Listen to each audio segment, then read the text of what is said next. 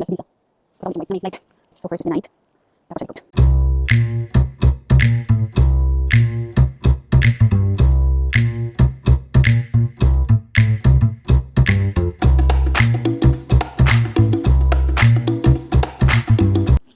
At dahil hindi ako makakauwi sa concert ng SB19 next month, gagawa na lang akong t-shirt nila. So, nagpa-print ako ng t-shirt design. Ako nag-design from scratch.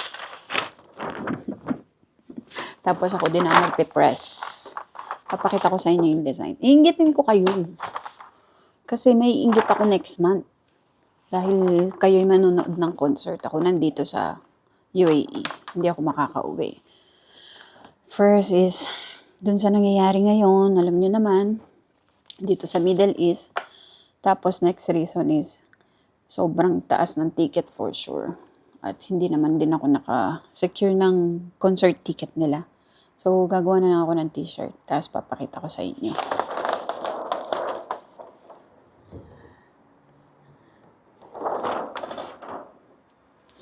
Gugupit ako ng isa, ha? Wait lang.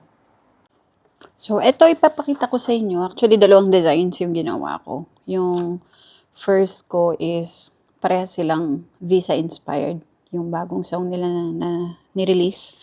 So, ito yung una. Denied. Ito ang front.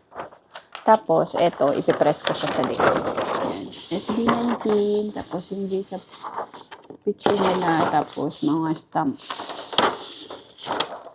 Yun ang first design ko. Ang second design ko naman, ito cute. Neto ko lang ginawa parang last week. Ito ang front. Ito baka sa hindi ko alam sa anong color ko siya ipiprint. Ang balak ko, black color na shirt. Kaso na-realize ko, black pala to. So, tingnan natin. But anyway, ganyan yung sa harap niyang nakasulat. Pag wala kang visa, to follow na lang rin yung visa. Tapos may Manila stamp, visa stamp. And then, ito yung sa likod niya. Ayan. Ginawa ko lang din. So, meron yung picture nila na isa-isa. Tapos, visa, SB19, denied. Ipipress ko siya. Meron akong pang press dito. So, ipipress ko siya para makita nyo kung anong kalalabasan niya sa t-shirt. Ayan, magpipress na tayo. Medyo madilim dito. So, ito yung pressing machine ko. Yung first design natin, ilalagay natin sa white shirt. So, gagawa ko para sa sarili ko. This is large size. Kasi, kita nyo naman, busog-lusog. So, anyway.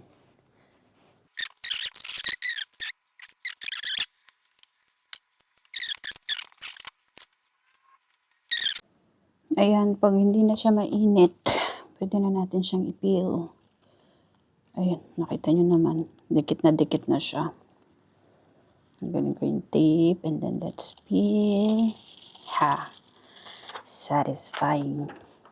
Tapos isang press pa kasi, para maganda yung dikit niya.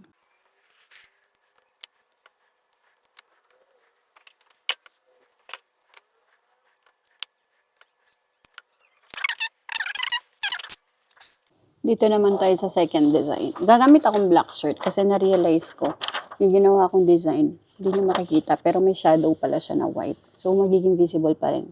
Hopefully. Sa black shirt. So, ito naman yung second design. Press na natin yung second design habang pinapalamig natin yung design kanina dun sa white before natin ipil.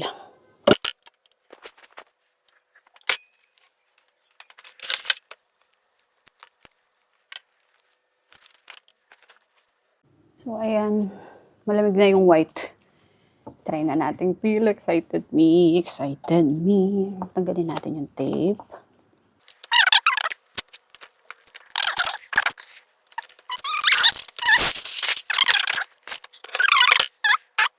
Ayan. Pwede na natin ipil siguro tong black. Lumamig na din to. Malamig na siya. Pwede na to.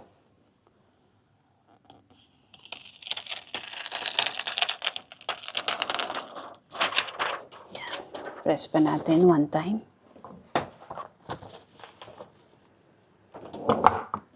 3 seconds. 1, 2, 3. Papakita ko na yung final design. Ready na? Parang gusto ko yung black. Ito sa harapan. Pag wala kang visa, to follow na lang rin yung visa. Wait lang, sundian natin yung light. Yan. Sa likod. Mga picture nila. Plus visa. Pakita ko ulit yung white na may light. So, first is the night. Tapos sa likod. Inggit. Next month, inggitin niyo ako. Bye-bye.